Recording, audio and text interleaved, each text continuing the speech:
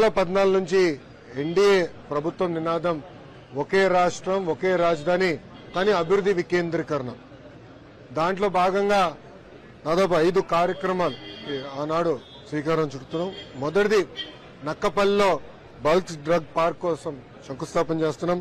ఇంకో పక్కన NTPC green energy దాదాపు 70,000 కోట్ల పెట్టుబడితో ఉత్తరాంధ్రలో ఆ ప్లాంట్ రాబోతుంది.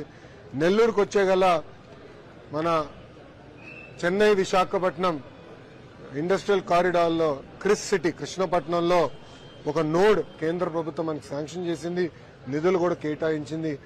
ఆ నోడ్ వల్ల అనేక పెట్టుబడులు వస్తాయి, లక్షలాది మందికి ఉద్యోగాలు కూడా కల్పించగలుగుతాం. సో ఆ నోడ్ కూడా శంకుస్థాపన చేస్తాం జరుగుతుంది. ఇంకో పక్కన నేషనల్ హైవే ఆధ్వర్యంలో అనేక కార్యక్రమాలు చేపడతాం జరుగుతుంది. దాంట్లో కొత్త ప్రాజెక్టులు సుమారుగా 5,000 కోట్ల రూపాయలు ఖర్చు పెట్టి కొత్త ప్రాజెక్టులు చేస్తున్నాం.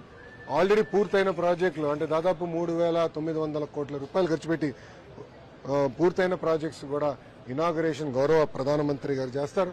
ఇంకోటి మనందరి కళ రైల్వే జోన్ రావాలి, జోనల్ హెడ్ క్వార్టర్స్ విశాఖపట్నంలో ఉండాలనేది ఉత్తరాంధ్ర ప్రజల కళ. గత ప్రభుత్వం కనీసం భూమి కూడా కేటాయించలేదు, దానివల్ల జోన్ కూడా ఆలస్యమైంది. ఇప్పుడు భూమి మన ప్రభుత్వం కేటాయించింది. భవనాన్ని కోసం హెడ్ క్వార్టర్స్ ఏర్పాటు చేసేదానికి కూడా గౌరవ ప్రధానమంత్రి గారు శంకుస్థాపన చేస్తాం జరుగుతుంది. ఇంతేకాకుండా పలు కార్యక్రమాలు రైల్వే సంబంధించిన అనేక అభివృద్ధి కార్యక్రమాలు కూడా గౌరవ ప్రధానమంత్రి గారు శంకుస్థాపన చేస్తాం జరుగుతుంది. చెప్పండి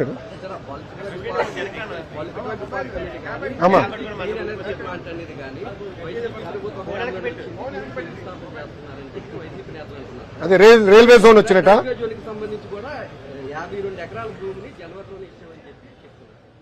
ఇచ్చుంటే రావాలి కదా స్వామి. 5 సంవత్సరాలు ఏం పీకారు? నేను ఒక 5 సంవత్సరాలు ఉంది కదమ్మా. ఒక నిమిషమ్మా. సాక్షి ప్రభుత్వం అంటే వైకాపా సాక్షి వైకాపా మీ ప్రభుత్వ అధికారంలో 5 సంవత్సరాల్లో ఒక ఋషికొండ ప్యాలెస్ తప్ప అంటే ఒక్క వ్యక్తి బతికేదానికి 700 కోట్ల రూపాయలు ఖర్చు పెట్టారు తప్ప ఉత్తరాంధ్రకి చేసింది ఏంటి? Straight question. డేటా సెంటర్ ఆ రోజు నేను వెనుకబడి తీసుకొచ్చా, మీరు పక్క రాష్ట్రం తరిమేశారు. అది మహారాష్ట్రకి వెళ్ళింది. అది లూలు తరిమేశారు. ఇట్లా ఐటీ కంపెనీలు హెచ్ఎస్బీసీ మూతపడింది మీ ప్రభుత్వ హయాంలోనే. నేను బతిమలాడి చంద్రసారిని ఒప్పించి టీసీఎస్ తీసుకొచ్చా. 10,000 మంది సెంటర్, 2,000 మందికి 2 నెలల్లో రిబ్బన్ కటింగ్ ఉంది. మళ్ళీ సెంటర్ కూడా భూమి మేము ఎతికాం.